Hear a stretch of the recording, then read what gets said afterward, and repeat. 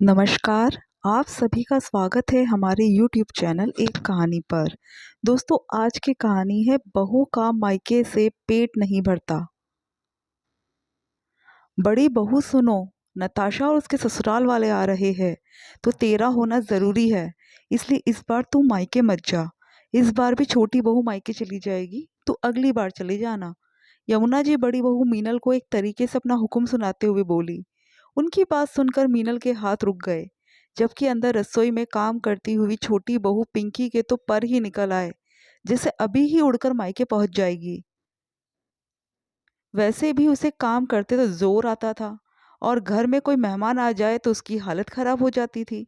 चलो अच्छा है, अपनी कामचोर इमेज का फायदा उठाते हुए वो हर बार काम से बच जाती थी।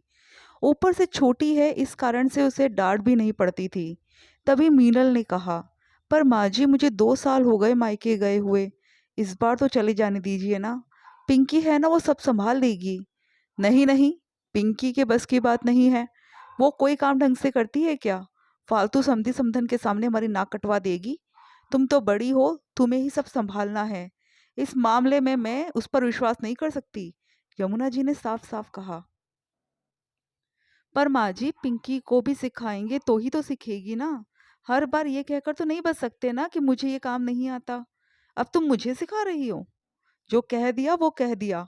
तुम मायके नहीं जा सकती, यमुना जी ने अपना निर्णय सुनाते हुए कहा। पर माँ जी, नताशा के ससुराल वाले 1 सप्ताह के लिए आ रहे हैं। उसके बाद मैं मायके चली जाऊंगी। पर मुझे मायके जाने दीजिए ना, मीनल ने विनती करते हुए कहा। कह दिया ना, समझ नहीं आ रहा है? कोई 1 सप्ताह में पिंकी तो लौटकर आएगी नहीं। अगर तुम भी चली जाओगी तो फिर यहाँ का काम कौन संभालेगा? उसके ससुराल वाले तो 1 सप्ताह बाद चले जाएंगे, लेकिन नताशा तो यहीं पर रहेगी ना। वैसे भी शादी से पहले इतने साल रह तो ली मायके में। अभी भी मायके से पेट नहीं भरा तुम्हारा? अब मैं इस बारे में कोई बात नहीं करना चाहती। नताशा और उसके ससुराल वाले आ रहे हैं, जाकर तैयारी करो, कहकर यमुना जी अपने कमरे में चली गई। मीनल मन महसूस कर रह गई, लेकिन तभी मीनल का ध्यान पिंकी की तरफ गया। उसकी मुस्कुराहट ने उसके कलेजे को चीर कर रख दिया। छोटी बहू का भी मायके से पेट नहीं भरा, ननद का भी मायके से पेट नहीं भरा, लेकिन बड़ी बहू जो कि जिम्मेदारी लेती है, उसका पेट मायके से भर जाना चाहिए था। भला ये क्या सोच है? इसका तो साफ मतलब यही है कि जो जिम्मेदारी उठाता है वही हर बार पिसता है। पर इस बार मीनल ने इस फैसले को मानने को तैयार नहीं थी।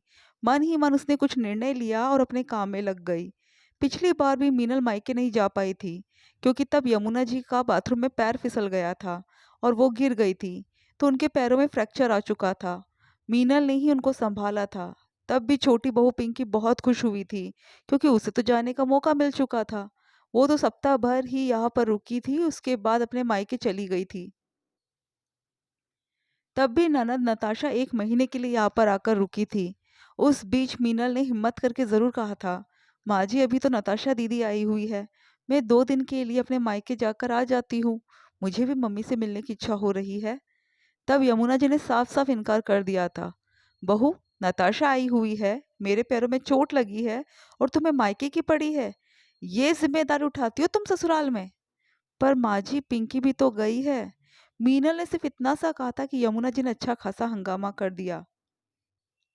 अब तुम छोटी बहू की बराबरी करोगी? तुम बड़ी हो, तुम्हें ज्यादा जिम्मेदार होना चाहिए।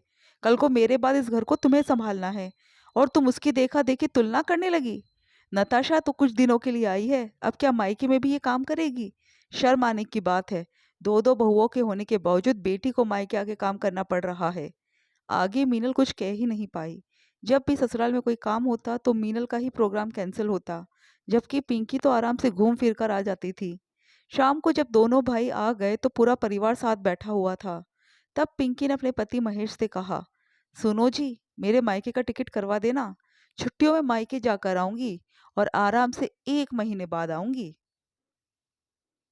मीनल को देखकर पिंकी ने मुस्कुराते हुए ये बात कही।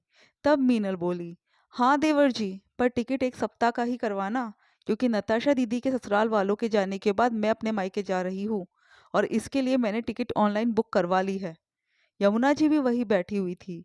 मीनल की बात सुनकर वो बोली, पर बहू, मैंने मना किया था ना। फिर क्यों? अब तुम अपनी मनमर्जी करने लगी हो? माँ जी, नताशा दीदी तो 1 सप्ताह के लिए अपने ससुराल वालों के साथ आ रही है। उनके ससुराल वाले तो 1 सप्ताह बाद रवाना हो जाएँगे, पर नताशा दीदी तो यहीं पर रहेगी, तो वो सँभाल लेगी। पर मैं इस बार अपने मायके ज़रूर जाऊँगी। मुझे भी अपनी मम्मी से मिले हुए 2 साल हो चुके हैं। क्यों, फ़ोन पर बात नहीं होती है क्या तेरी? आए दिन तो बात करती रहती है अपनी माँ से। माँ जी, फ़ोन की बात अलग है।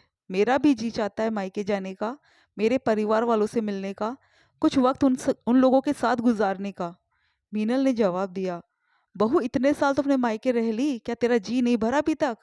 यमुना जी हाथ नचाते हुए बोली, कितनी अजीब बात है माँ जी, छोटी बहू का जी नहीं भरा मायके से, आपकी बेटी का भी जी नहीं भरा मायके से, पर बड़ी बहू का जी भर जाना चाहिए था मायके से। आखिर मैं भी तो किसी की बेटी हूँ। मेरे भी माता पिता मेरा इंतजार करते हैं कि साल में एक बार ही सही हमारी बेटी हमसे मिलने तो आएगी। जो ज़िम्मेदारी निभाता है उसी को क्यों दबाया जाता है? आपके लिए तो दोनों बहुएँ एक जैसी होनी चाहिए थी ना? एक को इतनी छूट और दूसरे को इजाज़त भी नहीं। इस बार मैं मायके जाऊँगी और ज़रूर जाऊँगी, चाहे आप मुझे इजाज़त दो या ना दो। कहकर मीनल कमरे में चली गई। यमुना जी ने अपने बेटे विजय की तरफ देखा कि कम से कम वो तो अपनी पत्नी को समझाएगा। पर उसने कहा, माँ ये बात तो गलत है। कुछ दिन पिंकी अपने मायके रह आएगी तो कुछ दिन मीनल रहकर आ जाएगी। आखिर 2 बहुएँ हैं तो दोनों को एक जैसा समझो। एक तरफ़ा निर्णय हमेशा नुकसानदायक होते हैं। 2 बहू में फ़र्क कहीं आपके घर के 2 टुकड़े ना कर दे। कहकर विजय भी कमरे में चला गया।